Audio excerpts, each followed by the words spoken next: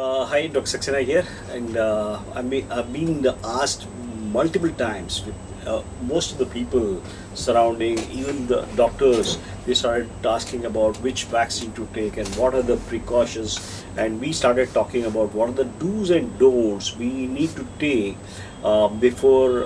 In fact, there is a preparation for everything, and vaccination is a medical procedure, and I want people to understand what is the preparation I'm talking about.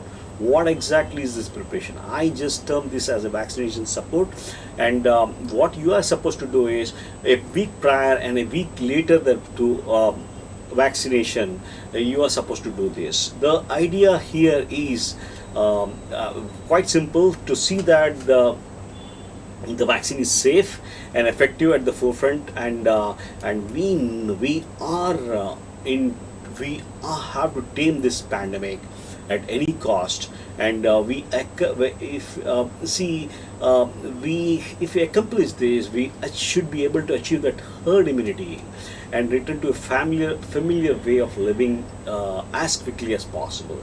So both the safety and the efficacy of the vaccine has to be critical, and I want you to understand this vaccines need to protect against the infection and disease in order to dampen the pandemic. I am absolutely for vaccines. I am just uh, I'm more trying to make you aware about what are the precautions you should take, and before so that you don't get into a side effects of vaccine. Side effects of vaccine is a reality. I don't want to say that this doesn't happen. I had seen scores of people getting vaccinated and getting problems, not just in India, in other places also. So, what I want at this conjuncture, I just want people should not get ill from the vaccine itself. The idea of taking the vaccination is to help you support naturally the body to lessen the side effects. Effects of, see the side, see what happens is that you are, by just implementing a one particular thing called this nutritional support. I'm trying talking about nutritional support, not big things about that. So when we do this, your output, the see what you need to, the immune protective response is going to be much better after this vaccination. And so it is my this one, people should take this particular stuff.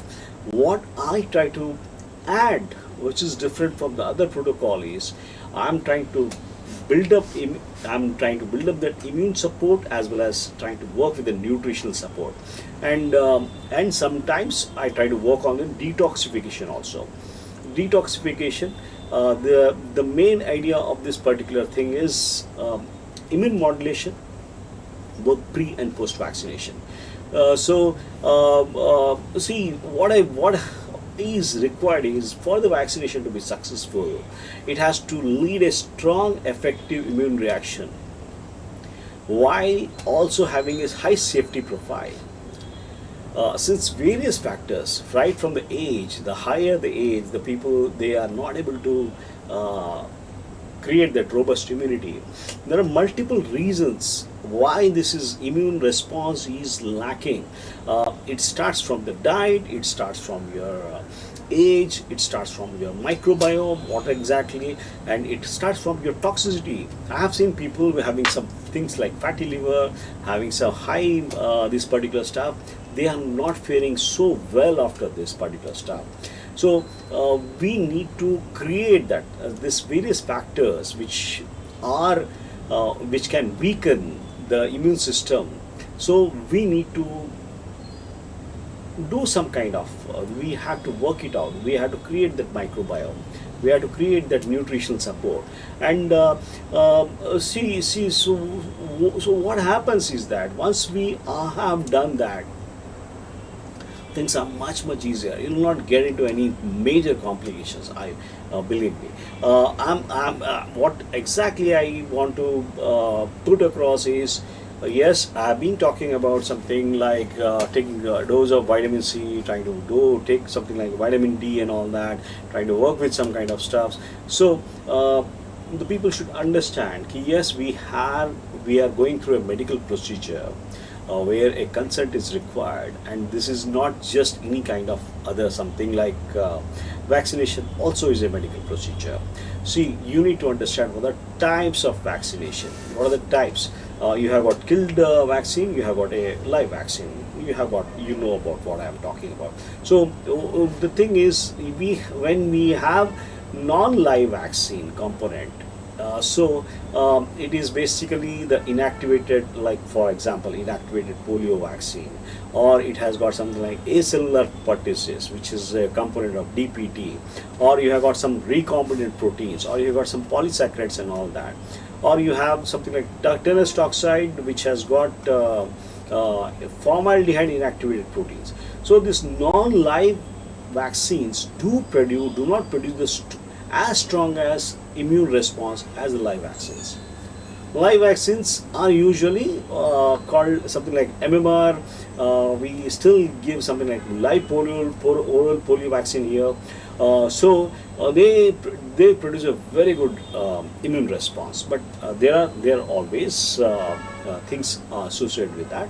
Uh, so what what happens is that in this non-live vaccines, adjuvants are added to drive that innate immunity, uh, to improve that particular thing. Usually, aluminum is added in this particular thing. New adjuvants have based on this thing called liposomal based or oil in water emulsions. They have some things like polysorbate 80 stabilizers such as gelatin and sorbitol is used, and sometimes some small quantities of antibiotics, egg proteins, yeast proteins, or formaldehyde is used.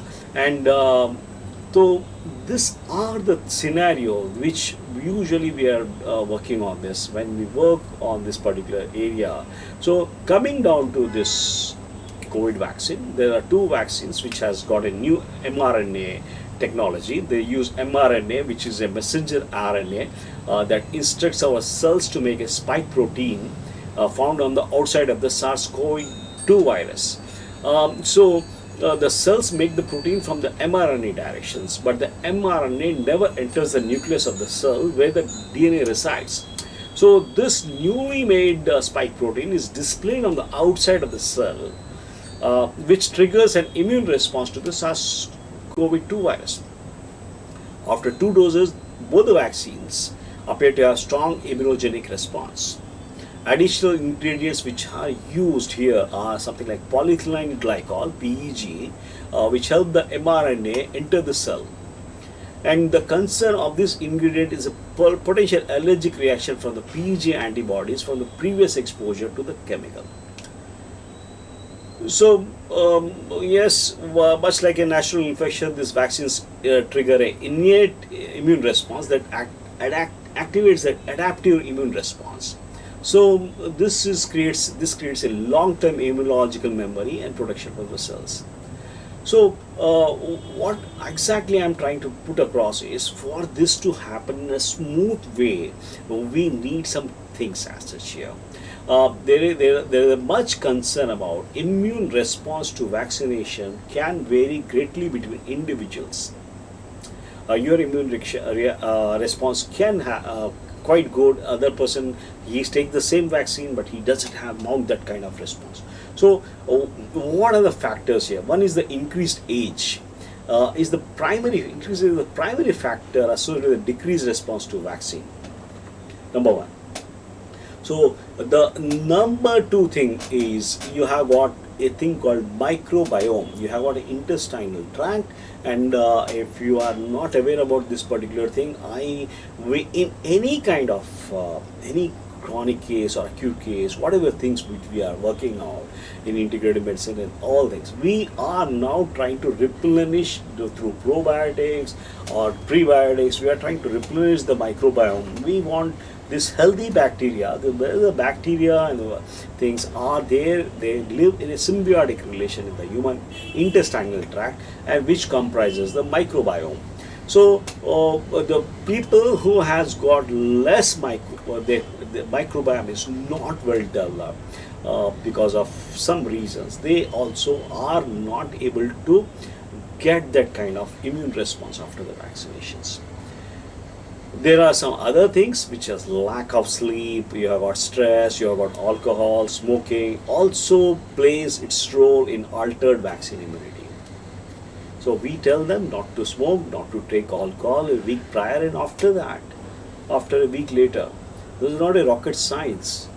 See, this is of all the things. I believe nutrition is the biggest role, has a large role in the maintenance of the strong immune response. The poor nutrition or a decrease in essential nutrients that are integral to a strong immune response can lessen the response of a vaccine. Needless to say, I've always talked about vitamin D, vitamin most researched nutrient for immune response to vaccination. In terms of immune system, vaccine, this vitamin D plays in both humoral, innate and cellular responses. So it has been proved in influenza vaccines and and tetanus, giving vitamin D supplementation before the vaccination of influenza as well as tetanus can lead to a more robust immunity. Well, it gives a positive immune response. I want you to get that positive immune response post in vaccine. This let me make it very clear. This particular thing, whatever we are talking is, yes, we are not debating which vaccine is safe, which is bad, and all that. Nothing like that. You need to understand what is inactivated and what is activated. Yes, we are going to go for that. Only thing is, we need to see that how you do get the best out of that things. Getting the best out of things, trying to work on something like nutrition, trying to work on the microbiome, the age and all that is not variables. We can't do anything with that age. So there are other things. Try to abstain from smoking. Try to see that you do the detox. The people who have got some fatty livers and they are toxic, they are not faring well after the vaccination. These are the things which we really understood by working for the last more than 2 decades in this field of toxicity and all that. And yes, I work with a lot of I just gave the example. Similarly, you have got something like vitamin A, you have got something like vitamin C, see, the deficiency of vitamin C itself impacts multiple immune functions, and if you have got a vitamin C deficiency, scurvy, and the kind of the human, we are bound to get into vitamin C deficiency. Apart from that, there are some micro minerals as well as some micronutrients which play an important part. I'm talking about zinc.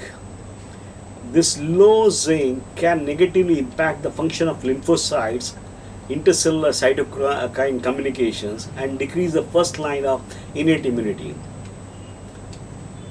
Big things. So we started talking about how you take the best out of your vaccination. Try to work on some kind of protocols. We have some kind of list of things, and we believe this has to be a proper process. And we have gone for this is one thing which is very this one, we want people to come out of that particular problem. We want to defeat that particular thing. We cannot afford any second or third wave and all that. So we need to boost our immunity, and boosting your immunity is definitely your vaccine is helping out. Apart from that, you need to look into some your own measures also. So these are the things which with which I believe there can be a big change. I've been trying to tell them, people who ask me, okay, you take 1 week before and 1 week after, the simple stuffs and all that. But when we look into some of the nitty-gritties, what are your values of this particular thing, we can be more we can always give you something more and properly guide you in a proper way. No need to get tensed out ki no, this time is running out, I just need that vaccine, because what happens is that just vaccine is not going to help you anyway. You need to take a lot of measures along with that. Then only we can always achieve that robust immune system which can fight off any kind of virus or any kind of infections and all that.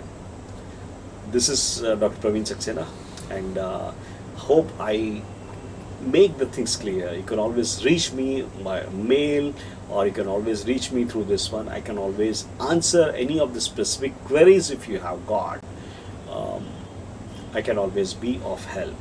Thank you.